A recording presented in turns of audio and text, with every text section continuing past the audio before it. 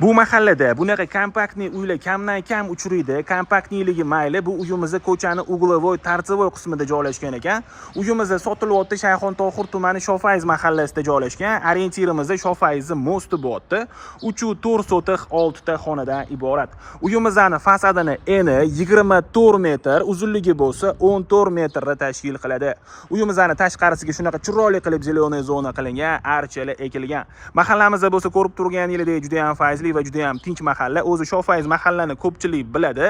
Haqiqiy o'zbek mahalla hisoblanadi. Mahallamizda shunaqa asfalt qilingan, atrofda maktab, bog'cha hamma sharoitlari bor.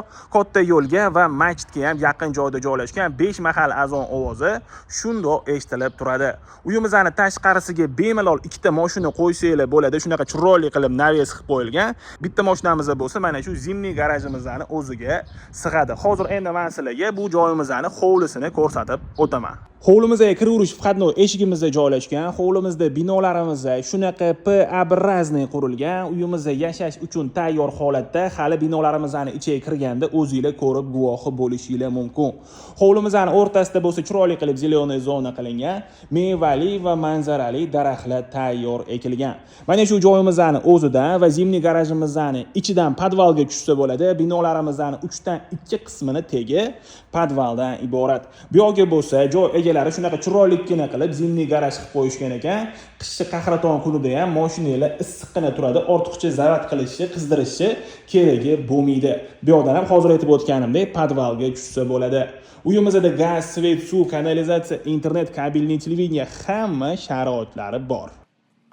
Bu yerda oshxonamizda joylashgan. Oshxonamizni ko'rib turganingizdek hamma sharoitlari bor. Uyimizning stroyniy mebel texnikalari qoladi. Qolgan mebel texnikalarimizni bo'lsa, ayrimlari qoladi, ayrimlari ketar ekan, lekin bu xonamizdagi hamma mebel texnikalar qoladi. Hovlimizning burchagida bo'lsa, hovlimiz uchun sanujellarimiz joylashgan. Bu yerda общий sanujelimiz joylashgan. Mana shu kir mashinamiz ham ketar ekan. Buni yonida bo'lsa, hojatxonani o'zi planirovka qilingan. Sanujellarimizga ko'rib turganingizdek shunaqa chiroyli qilib kafel ishlatilgan. Bu eshikdan kirganimizda zalimiz joylashgan. Mana shu ikkita eshigimiz bo'lsa, asosiy binoyimizning eshiklari hisoblanadi. Bu yerda asosiy kirish eshigimiz joylashgan.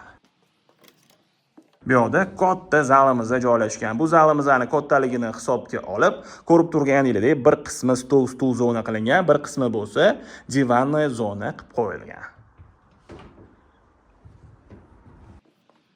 Asosiy binoyimizga kirishimiz bilan bu yerda holimiz joylashgan. Hamma xonalarimizga faqat mana shu xonamiz orqali kiriladi.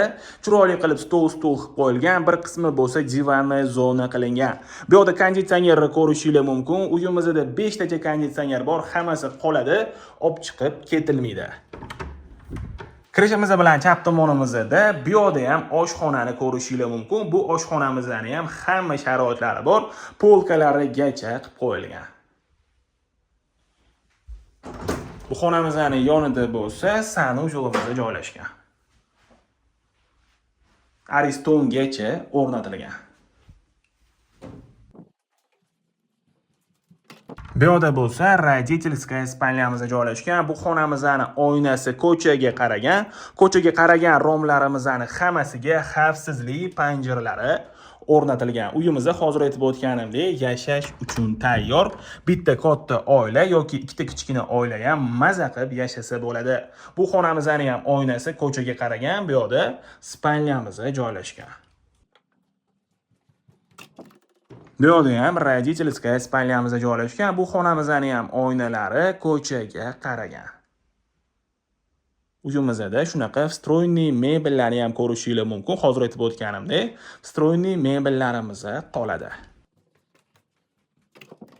Bu yerda bo'lsa, bitta xonamiz joylashgan. O'zingizlarning xohishingizga qarab, kabinet yoki spalnya qilib ham foydalansanglar bo'ladi. Bu xonamizga hovli orqali ham primoy kirsa bo'ladi.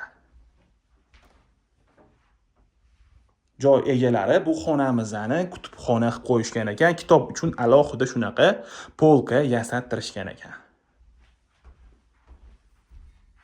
Juda ham fayzli xonadon. Uyimizga qiziqadiganlar bo'lsa, bemalol murojaat qilsanglar bo'ladi. Uyimizga yoqqan bo'lsa, like bosinglar. O'zbekona fayzli hovli qidirgan do'stinglarga bu videomizni yuborib qo'yinglar.